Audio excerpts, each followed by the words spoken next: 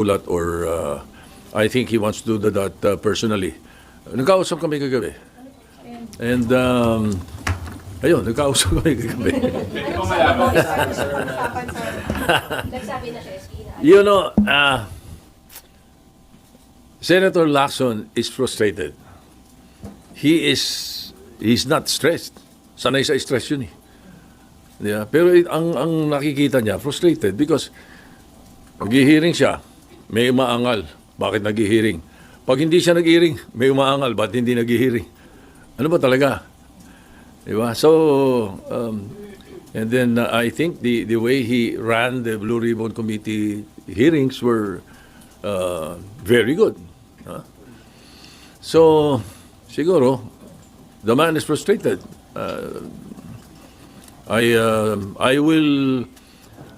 will support whatever decision he makes, and I will accept whatever decision he makes, and he has my 100% support, whatever it is.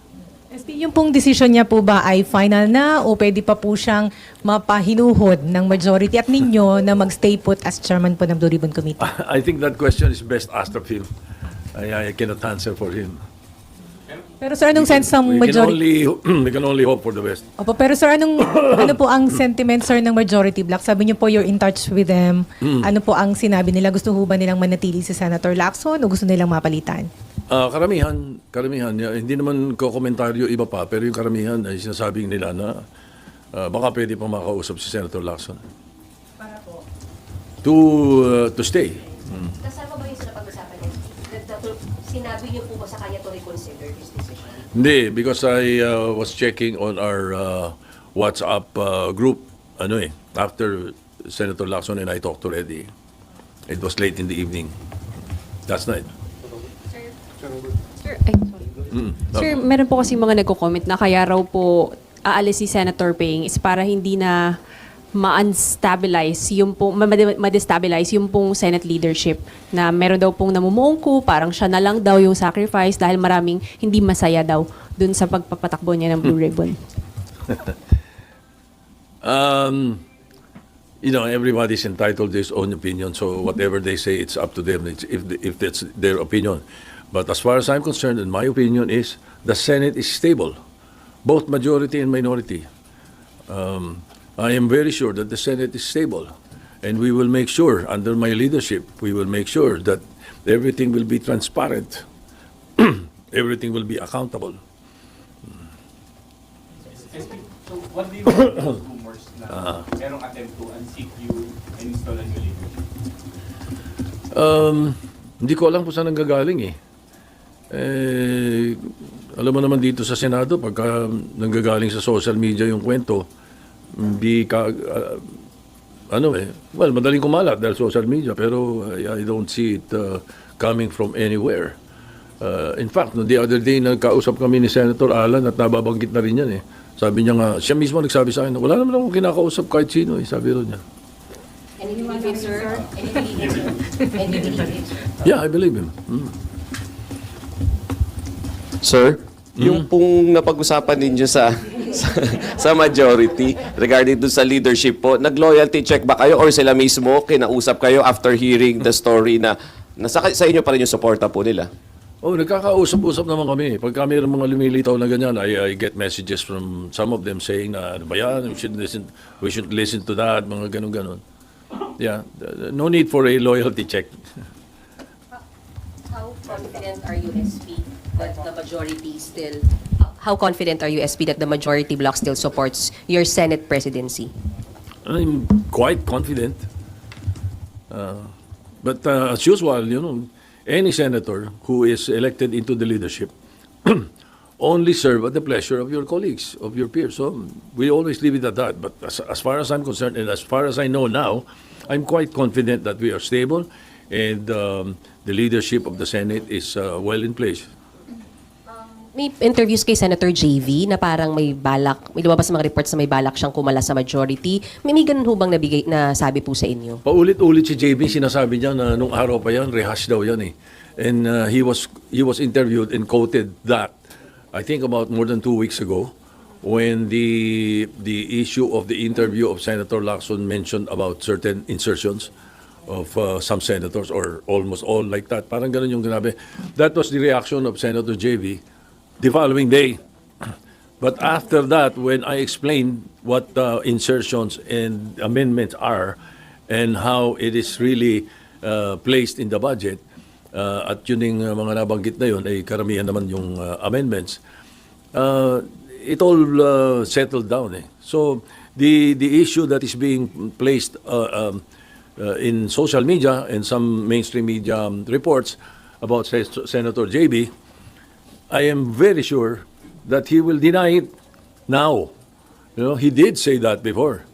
But in fact, I was on the phone with him yesterday, telling him about plano ni Senator Lacson, and he was quite worried. Sabi niya, mahirap pag-usapan natin, parang gano'n. And then he also, he told me na baka iniisip ni Senator Lacson yung mga nilalabas sa media tungkol sa sinabi ko, baka that influences him. Sabi ni Senator JB, that's an old rehash, sabi niya. Wala akong sinasabing ganun. And I think he talked to, Senator JB called Ping to tell him that. As far as you know, SP, walang kahit sinong miyembro ng mayorya ang kakalas at this time po. Yes. SP, kung sakaling matuloy po yung resignation ni Senator Ping, sino po yung posibleng pumalit? Tsaka itutuloy pa po ba yung mga hearing ng Blue Ribbon kahit mag-resign na si Senator Ping? The Blue Ribbon is always alive as far as the Senate is concerned. Kaya siya lang ang pwedeng mag-motu proprio hearing without a resolution, without a privilege speech, without any bill referred to it. Motu proprio by the chairman. Kaya laging buhay ang Blue Ribbon. Hindi mawawala yan. Hindi nawawala yan. Maaaring napopostpone kuminsan, nasususpend, but it is always ongoing. Now, if indeed Senator Lacson resigns, his candidate would be a very good it will be something to consider. But we will leave it up to the members of the majority. We'll talk about it first. We'll cross the bridge when we get there. Pero sir, yung flood control investigation, ipagpapatuloy pa rin po ba? Siyempre, kung ano yung mga dapat maipadala na namin. Meron kami mga nakuha na marami ng impormasyon na nakuha Ang importante dito, ipadala ito sa ICI and the DOJ so that they continue with it can aid them in their the performance of their mandates. Laking tulong yun, palagay ko, sa kanila. SP, kayo po ba personally, meron po kayo, sir, nasa harap na ako. SP, kayo po personally, meron kayong pick for the Blue Ribbon Chair? For the meron po kayong gustong choice ninyo for Blue Ribbon Chairman?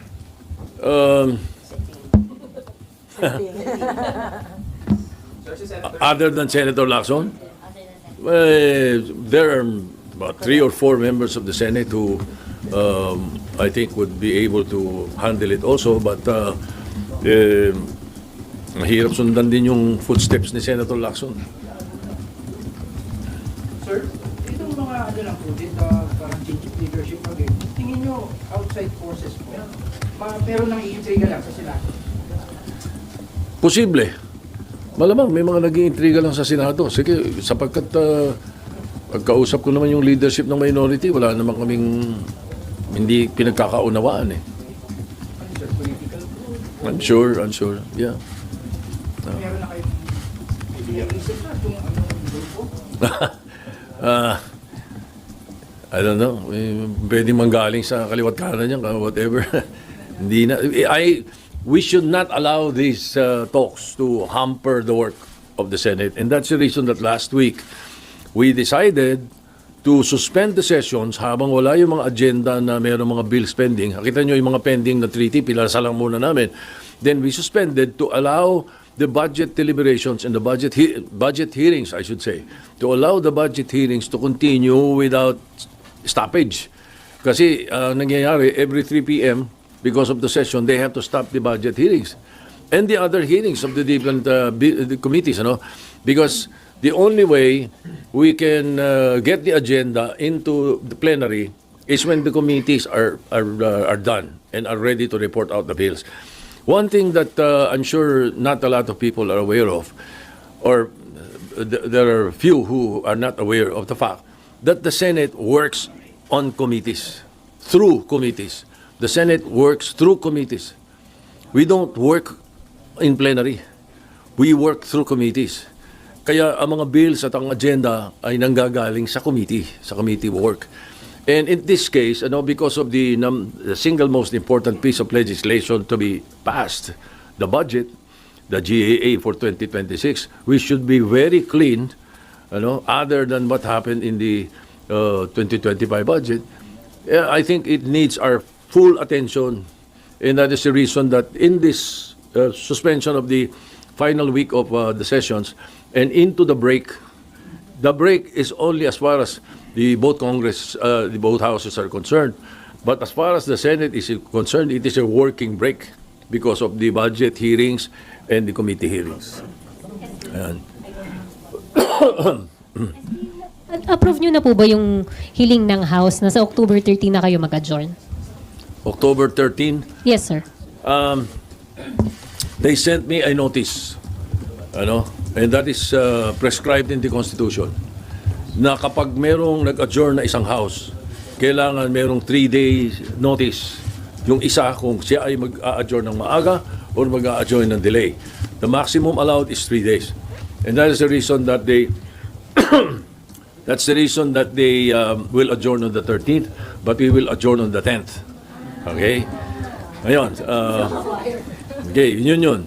Now, why are they adjourning on the 13th? And this is, of course, born out of my talks with Speaker Boji D and their majority leader and their minority leader and the chairman of the appropriations, si Congresswoman Representative Swansea. Ang napag-usapan is they will not be given by the President the certificate of urgency. So they needed that instead of passing on second reading on the 10th and passing on third reading on the 10th, because they can only do that if there is a certification of urgency by the President. The President does not want to certify the budget as urgent so that there will be time to go through the budget in at least 3 days para mabasa mabuti kung tama lahat yung pinapadala. I think that is the thinking himself. The President himself said that. Ayaw niya nung i-shortcut yung 3-day rule. So ganun din. Pagdating sa Senate yan, ganyan na rin yan. I'm sure he will not. Pero sir, usually